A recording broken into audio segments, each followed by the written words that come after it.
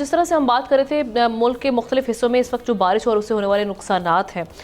کے پی جو کیا سچویشن ہے، شاہ صاحب کی جانب بڑھتی ہوں۔ شاہ صاحب وہاں پر کیا ایک تو صورت حال ہے، دوسرا یہ کہ نمٹنے کے لیے کیا کیا جا رہا ہے بیسکلی؟ پہلے تو ہم اقدامات نہیں کرتے لیکن چلے بعد میں سے ہی ازالہ کیسے کیا جائے جو ابھی مالی نقصانات ہو رہے ہیں، جانی نقصانات بھی وہاں پر کافی رپورٹ ہو رہے ہیں۔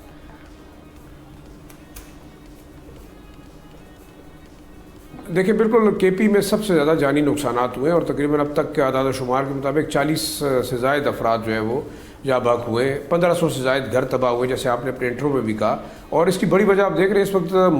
اپریل کا مہینہ ہے اور شمالی علاقہ جات میں اور خاص طور پہ جو ہمارے ناردرن ایریاز ہیں جس میں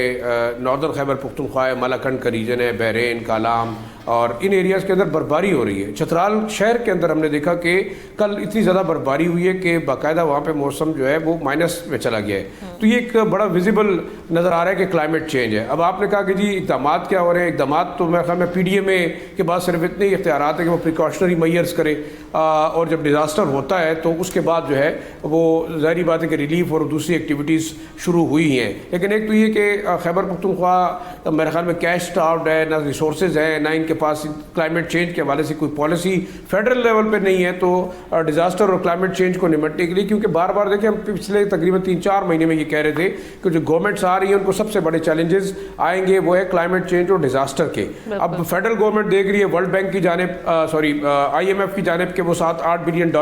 ان ممالک کے لیے جو کہ ڈیزاسٹر ہٹ اور کلائمیٹ چینج سے ہٹ ہوں گے ان کو دیے جائیں گے۔ لیکن اس میں یہاں ایک بڑی خبر میں آپ کو دینا چاہوں گا، خیبر پختونخوا کے لیے خوشخبری ہے۔ شاید ہو سکتا ہے کہ وہ ڈیزاسٹر اور کلائمیٹ چینج سے افیکٹ ہونے والے لوگوں کو زیادہ مدد تو نہ کر سکے، لیکن آج ایک بہت بڑی ڈونر کانفرنس ہوئی ہے خیبر پختونخوا میں، اور اس میں USAID، European union, world bank, Asian development bank کے نمائندوں نے شرکت کی۔ اور ایک بڑا جو آخر میں اعلانیہ اسی وقت کچھ دیر پہلے ہوا، ایشین ڈیولپمنٹ بینک نے تقریباً $1 بلین جو ہے وہ صوبے میں مختلف ڈیولپمنٹ پروجیکٹ کے لیے دینے کا اعلان کیا ہے۔ اس کے ساتھ ساتھ جو USAID ہے اس نے $500 ملین کا اعلان کیا ہے آج اس ڈونر کانفرنس کے اندر۔ یہ ایک بہت بڑی میرے خیال میں صوبے کے عوام کے لیے ایک اچھی خبر ہے۔ ساتھ ساتھ یورپین یونین کے نمائندے بھی موجود تھے، اور اس کے علاوہ UNDP، UNICEF، دوسرے جو UN سسٹم کے جو جتنے ادارے تھے وہ سب موجود تھے، اور انہوں نے سنا جو آج چیف سیکرٹری اور ایڈیشنل چیف سیکرٹری امتیاز شاہ نے مکمل بریفنگ دی کہ خیبر پختونخوا کے اندر ہائیڈل پاور پوٹینشل ہے، اس کے علاوہ منرل ریسورسز ہیں، اس کے علاوہ آئل اینڈ گیس ایکسپلوریشن کے لیے مواقع موجود ہیں، اور صوبائی حکومت جانا چاہتی ہے پرائیویٹ پبلک پارٹنرشپ پہ۔ تو انویسٹرز نے بڑی جو ہے انٹرسٹ کا اظہار کیا، اور یورپین یونین نے بھی تقریباً $100 ملین جو ہے وہ پلیج کیے۔ اب یہ دیکھنا ہوگا کہ ایک صوبائی حکومت کیسے دیکھتی ہے، کیونکہ اب صوبہ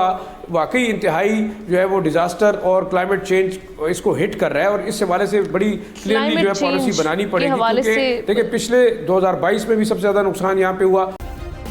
سبسکرائب کریں اور بیل دبائیں تاکہ کوئی خبر رہ نہ جائے۔